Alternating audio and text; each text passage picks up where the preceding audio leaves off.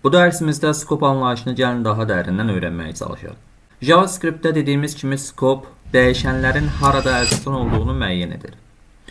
Skop ümumiyyətlə 3 cür olur. Global skop, function skop və block skop. Gəlin ilk olaraq global skop ilə tanış olaq. Global skopda adından da göründüyü kimi dəyişən hər yerdə istifadə olunur. Mən misal bura let name bərabərdir Əli yazıram. Və bir funksiya daxilində bu olsun username və bir parametri qəbul etməsin. Konsola name'i bu şəkildə yazıram və username funksiyasını çağırdığım zaman baxın, Əli dəyərini görmüş olacağam. Yəni biz burada let name'i ən üst səviyyədə, yəni hər yerdə istifadə oluna biləcək bir yerdə tanıtdırdıq və daha sonra bunu biz funksiyanın daxilində istifadə etdik. Və yaxud da ki, bunu yoruma alıram. If true olduğu zaman gəlirəm burada konsola name'i yazdıram. Və baxdığım zaman if şərtində də Əli dəyərini görmüş olacağam. Yəni biz dəyişəni global skopda tanıtdırdıq və onu hər yerdə istifadə edə bildik. Bəs function skop nədir? Function skop da adından da göründüyü kimi funksiyanın daxilində istifadə edə biləcəyimiz bir dəyişəndir. Misal, test adında bir funksiya yazıram və buna let x bərabərdir 10 yazıram və konsola x-i bu şəkildə tanıdıram və funksiyamızı çağırıram və funksiya daxilində 10 dəyərini görmüş oldum. Bəs mən bunu globalda istifadə edə bilərəmmi? Baxın, error vermiş oldu. Yəni deyir ki, burada da error referans errordur. Yəni deyir x tanımlanmayıb. Bu konsolda yazdığım x dəyəri error verdiyinə görə bu şəkildə xəta almış olacaq. Və bu da function scope'un bir özəlliyindən biridir. Və gəlin bunu daha dərindən öyrənməyə çalışaq. Misal, yenə let x bərabərdir 10 yazıram. Və burada funksiya daxilində bir dənə də funksiya yazıram. Misal, function topla deyə bir funksiyamız olsun və konsola x plus 5 yazıram. Bunu buradan silirəm. Və daha sonra funksiya daxilində topla funksiyasını çağırıram. Və daha sonra testi buraya yazıram. Baxdığım zaman dəyərimiz 15 şəklində gəlmiş oldu. Yəni mən funksiya daxilində bir dəyişən yazdım. X-i bərabər etdim 10-a. Və funksiya daxilində bir dənə də funksiya yazdım. Həmin bu funksiya daxilindəki belə deyək, x dəyərini ikinci funksiyaya əlavə etdim və funksiya daxilində funksiyanı çağırmış oldum.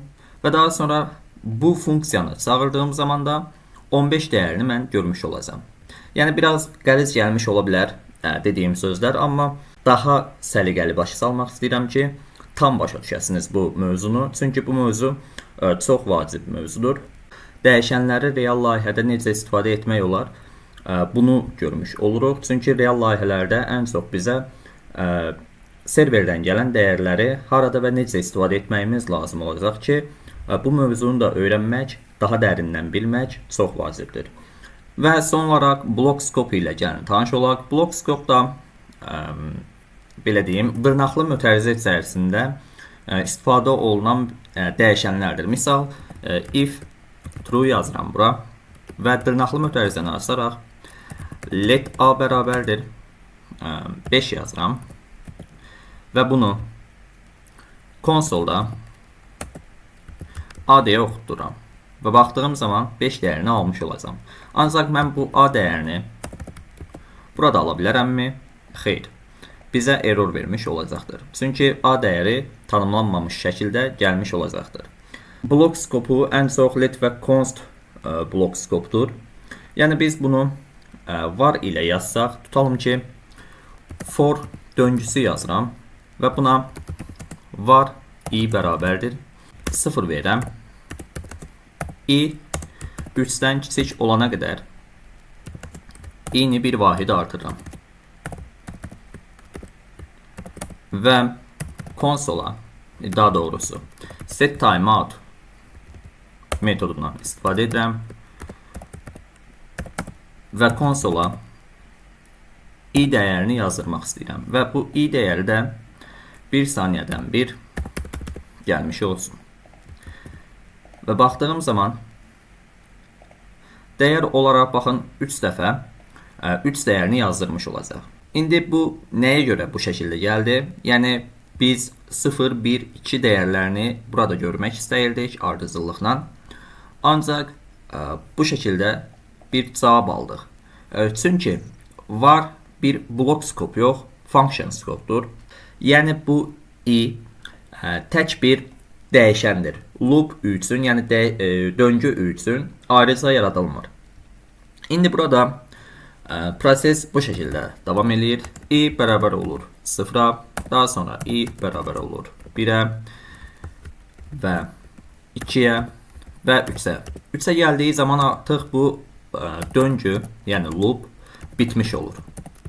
Və set timeout ilə hər 1 saniyədən bir bu funksiyanı işə saldığımız zaman loop bitdiyi zaman, yəni döngü bitdiyi zaman artıq həmin 3 dəyərini bizə yazdırmış olur. Yəni bitmiş dəyəri bizə yazdırmış olur. Və döngü bitdiyi zaman i bərabər olur 3-ə. Və bu şəkildə 3 dəfə bunu mən silirəm. Və 3 dəfə 3 dəyərini bu şəkildə təkrarlamış olacaq. Mən gəlib bura let yazsam, baxın, istədiyimiz dəyərləri almış olacaq. 0, 1, 2 dəyərlərini bu şəkildə görmüş olacaq.